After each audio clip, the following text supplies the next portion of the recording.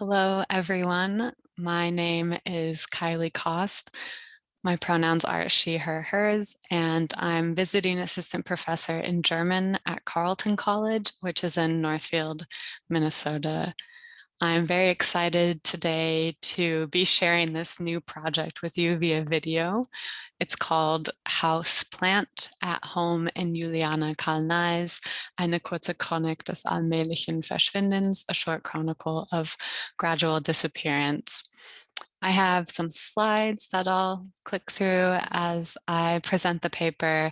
There are book covers and some images along with citations from the text in both German and English. And then at the end is a works cited video or a works cited slide for you to see my bibliography.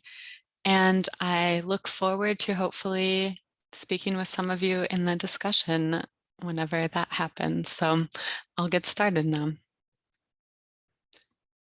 Strange things happen in the apartments of building number 29, like when catnip plants mysteriously appear in the courtyard of the building. The story of how the blue flowering plants got there is even more puzzling. Rhonda, a resident of the building, wakes up one morning to find that one of her goldfish had somehow jumped out of its aquarium and landed next to her in bed. The following morning, she wakes up to find yet more fish, this time stuck to her calves. As the disturbing pattern continues, Rhonda visits the pet shop to buy more and more fish until she is one day startled awake by a fish stuck in her throat. Rhonda buries each dead fish in a flower pot on her balcony, and she later plants catnip in each pot, eventually transplanting them to the shared backyard of the apartment building. Reflecting on her fish, Rhonda remarks, quote, "The apartment was an aquarium, and the only fish in it was me," unquote.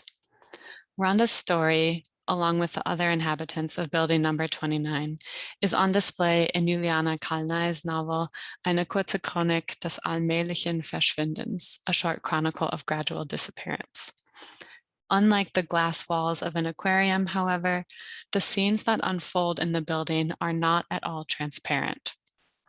As the example of Rhonda's dead fish turned into catnip plants suggests, the novel captures variations on what it means for humans, plants, and other creatures to live together, along with the entanglements between the occupants of a place and the space that they inhabit, creating a multi-species relationship akin to Donna Haraway's notion of companion species that indicates multiple species becoming with, thereby growing together and, quote, relating in significant otherness. The episode with Rhonda's fish is only one of many curious stories that unfolds inside the apartment building at the center of Kálnay's debut novel, published in 2017.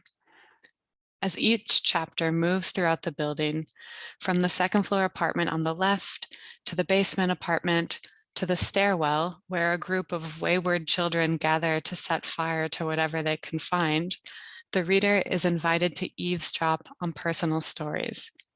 Indeed, some narratives are told through snippets of dialogue as if overheard from behind a wall, and the voices in conversation remain unclear. In each short vignette-like chapter, a different narrator chronicles the happenings in this building, creating a heteroglossia of voices and perspectives that capture what it is like to live in a shared space. Nosy neighbors notice comings and goings, and gossip spreads quickly throughout the building. As such, the building becomes like a living organism, with its inhabitants growing together, a contemporary model of biodiversity. Kálnay presents a poignant narrative of this being together that expands beyond the human inhabitants to include both plants and other non-human creatures, illuminating several precarious domestic situations and raising questions about what can be seen behind closed doors and what spaces count as communal. As one reviewer in the Süddeutsche Zeitung newspaper writes, the strange apartment building is inhabited by creatures, quote, for whom it is not even certain whether it is a matter of humans, animals, or even plants, unquote.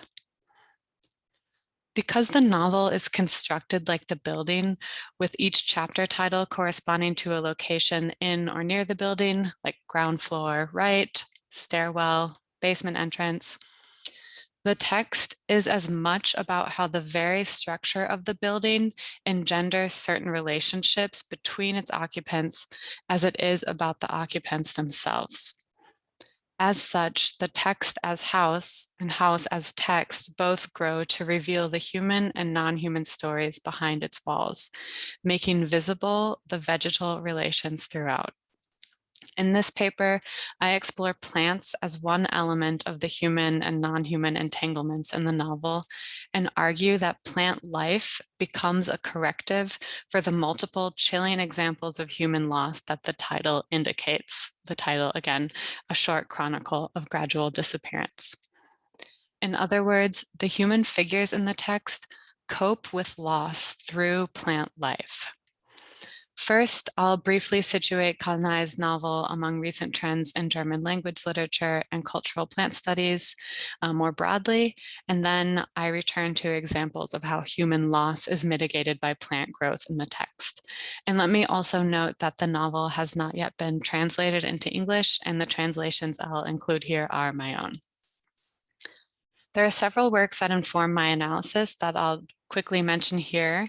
And you can pause the video at the end for my works cited page and see the detailed citation information. Monika Schaffi's 2013 monograph, Housebound, Selfhood and Domestic Space in Contemporary German Fiction, focuses on how the self or human subjectivity is created in part by the presence or absence of the home. In this work, she examines examples from German language women's literature in particular. Heather Sullivan's concept of the dark green looks at human reliance on plants as a key element of petrocultures, or cultures predicated on their dependence on oil. While Sullivan is concerned primarily with the relationship between humans, plants, and petroleum, one key element from her idea of the dark green that's applicable to this present analysis is the often overlooked role that plants play in daily life. In her 2016 monograph, Imagining Extinction, The Cultural Meanings of Endangered Species, Ursula Heise critiques what she considers to be the two dominant forms of contemporary environmental rhetoric, both rooted in narratives of decline and loss. So on the one hand, saving nature and wilderness for humans to enjoy or use, and on the other, privileging nature above human well-being. Seeking an alternative to these two limited approaches, Heise asks, quote, "What affirmative visions of the future can the environmentalist movement offer? What new ways of conceptualizing the relationship between humans and non-human species might an environmentalist perspective rely on?" Unquote.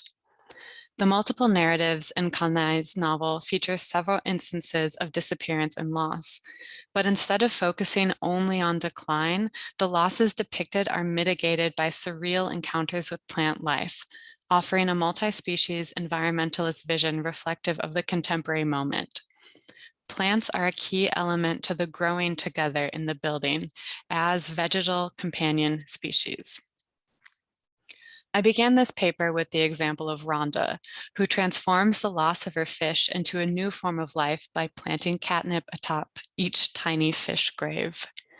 When she secretly transplants them in the backyard, she treats each, quote, like a small treasure, unquote. The blue blossoms of the catnip plants clearly evoke imagery of German Romanticism and Novalis' Heinrich von Ofterdingen in particular, in which the titular figure encounters a mystical blue flower in a dream that then sticks in his mind. Unlike the blue flower of Romanticism that promises individual transcendence, Kálnay's focus on catnip opens up a chain reaction of multi-species encounters that extend beyond the human subject. The catnip bush, buried atop of the dead fish, attract cats to the area. Without the magical seeming entwinements with plant life, the novel would read as a series of remarkably tragic events and disappearances. One level below Rhonda's apartment, on the ground floor, a child named Maya disappears. And below Maya's apartment, a family of photographers sublets a basement unit. And if rumors are to be believed, they live completely in the dark, a perpetual dark room that would provide no sunlight for plant growth. In the fourth floor, parents abandon their young daughter and toddler son. On the third floor, one of two brothers is killed when a bookshelf falls on him. And Tom, a homeless man, quietly takes up residence in the building's elevator, bringing with him a small rubber plant. The most gripping example of plant life as a response to human loss is the figure of Lena. Recovering from illness after a long winter, Lena's husband, Don, takes medicine daily as instructed by his doctor and soaks his feet in warm water each morning until his toenails gradually turn green. When scrubbing and filing his nails doesn't help, he turns to garden shears to trim them, which he later regrets because the nails then grow back stronger. Lena, a proud possessor of a green thumb, plants Don's feet into a pot and moves him to the large balcony where he remains, as a tree, throughout the novel. Don's transformation is narrated in the first person by Don himself. Quote, "When I sneezed, green sap shot out of my nose, and from my ears it just grew wildly." Don as tree flourishes on the balcony. He grows ripe fruit that Lena then makes into marmalade. Everyone in the building knows and enjoys Lena's famous marmalade, and as the sweet smell of fruit and sugar lingers in the stairwell, everyone knows when she makes a new batch. When Don's leaves wither and fall, it takes around 15 people to rake them into piles in the backyard. The arson-happy children that roam the building are eager to set the leaves on fire, but Lena stops them. When the children later return to the piles in the backyard, they instead find bags filled with down feathers. Lena had gathered up the crumbled leaves and stuffed them into her duvet bed cover, creating a layer on her bed like leaf mulch used on top of a plant bed. One chapter, titled Bark Crumbs, Borkenkrumme in German, depicts Lena sneaking out onto the balcony to have sex with the tree, indicating a hetero-vegetal encounter aligned with the notion of queer ecology. The lines between human and tree are literally and figuratively blurred throughout the scene, as Kálnay switches between the words tree, Baum, and man, Mann. Lena raises her skirt, quote, like the tree had also done when they stood on the balcony during the times when he wasn't yet a tree. The boundaries between Lena and the tree are then muddled literally through the mixing of skin and bark and bodily fluids. Lena buries her head in the tree's bark and breathes in the scent of wet wood, quote, that mixed with the salt of her tears, unquote. In the quick encounter, the material matter of the two bodies is evident through these references to tears, snot, sap, and the blood that appears on Lena's thighs from the tree bark that scrapes her legs. Despite this material merging, however, the tree remains a tree. Quote, and how throughout the tree was a tree and remained silent and didn't move, only the leaves in the wind a bit, unquote. The location of the balcony plays a key role in their rendezvous. On the balcony, Lena's tree is visible to her neighbors. Yet the events that transpire are presented by a third-person narrator who claims that no one saw when Lena nestled up to the tree, casting doubt on whether the encounter actually took place or if it's just another rumor. At the end of the book, the building catches fire, perhaps unsurprisingly so given these pyromaniac children of the building. It is at this point when the reader's growing suspicion is confirmed. Don had been gone for years. While the reader never discovers the reason behind Don's disappearance, it is clear that the tree became a surrogate for Lena, providing comfort, joy, pleasure, sustenance, shade, and warmth. As the flames spread throughout the building, Lena pleads with the firefighters to let her back in to get Dawn, but the tree on her balcony burns. Lena only registers Dawn's loss when the tree is also destroyed. Quote, Lena, who cried and screamed alternately for Dawn and the tree on her balcony. As Rhonda's dying goldfish become part of the catnip that grows, and as Lena mourns the loss of her husband with a tree that provides several comforts for her, the plants in Kálnay's novel become a way for the people in this shared space to cope with the growing cases of tragic loss in their community. With each life that disappears, plants offer an opportunity for new forms of life to emerge and to grow together in the becoming with that is at the center of Haraway's companion species. The physical structure of the house and the corresponding narrative structure of the text reveal the emotional connections between humans, plants, and other species. Walls can, at times, hide what goes on behind them. The dead fish that Rhonda discovered in her bed would have remained unseen by her neighbors had she not grown the catnip in their place.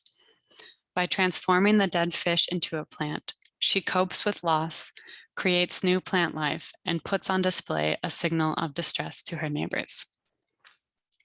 Here are my works cited, and thank you for watching.